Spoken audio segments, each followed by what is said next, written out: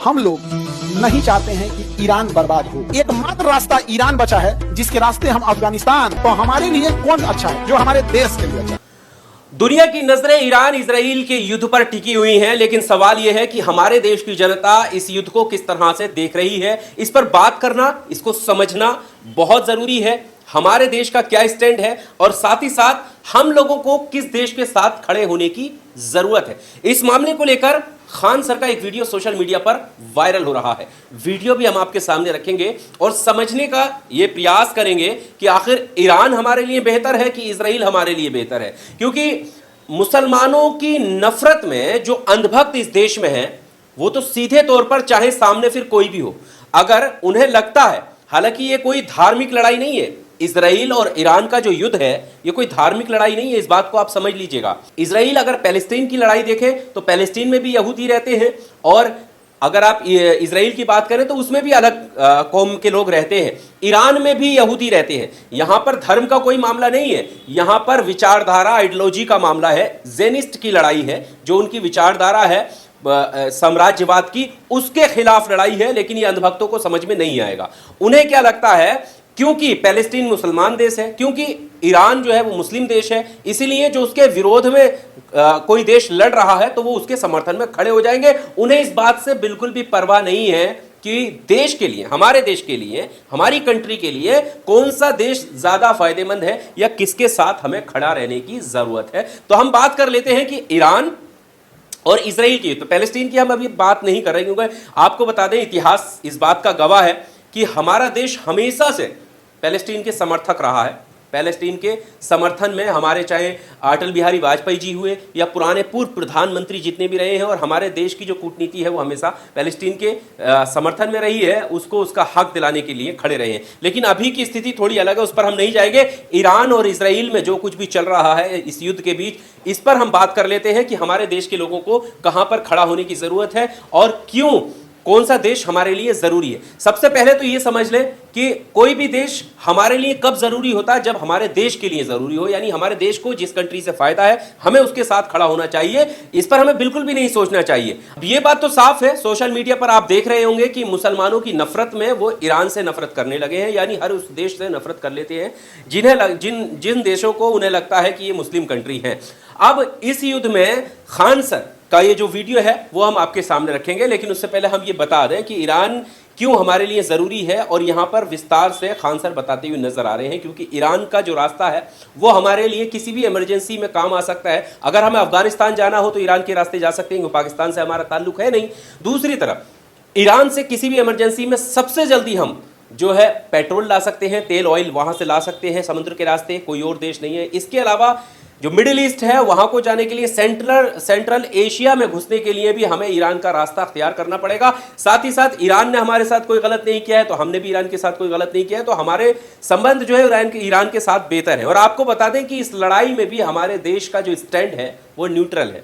ऐसा नहीं है कि वो हम इजराइल के साथ खड़े हैं, और ना ऐसा है कि हमने खुले तौर पर ईरान का समर्थन किया है। तो जो सोशल मीडिया पर अंधभक्त ये लगातार ट्रोल कर रहे हैं कि इजराइल के हम समर्थन है, इजराइल के पोस्टर लेकर जगह जगह प्रोटेस्ट करते फिरते, इजराइल ने दिया क्या है? इजराइल हमारे लिए बेहतर कैसे है?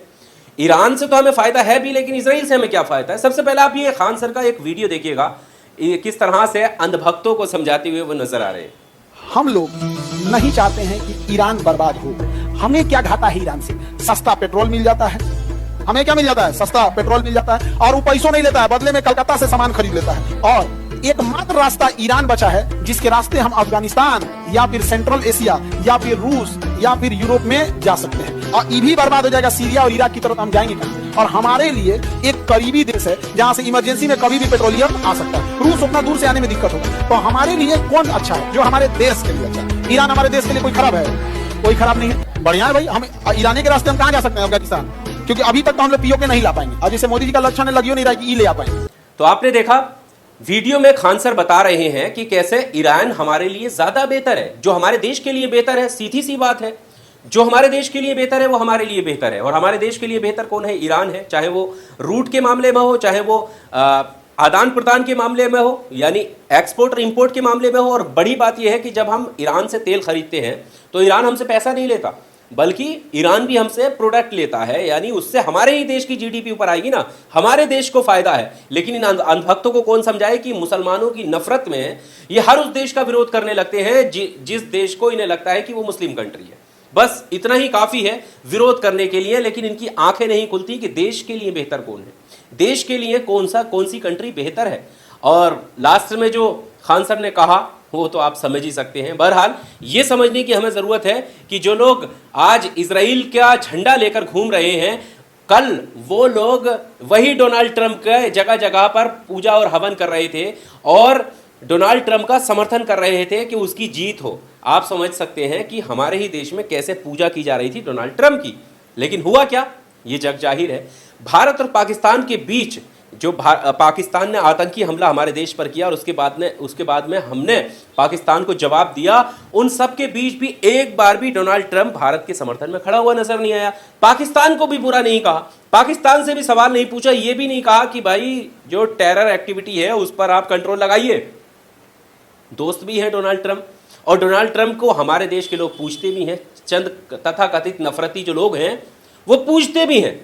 और डोनाल्ड ट्रंप का वक्तव्य क्या रहे हैं पिछले कुछ दिनों में, वो दुनिया के सामने जग जाहिर है। सबने देख लिया है कि डोनाल्ड ट्रंप का स्टैंड क्या है।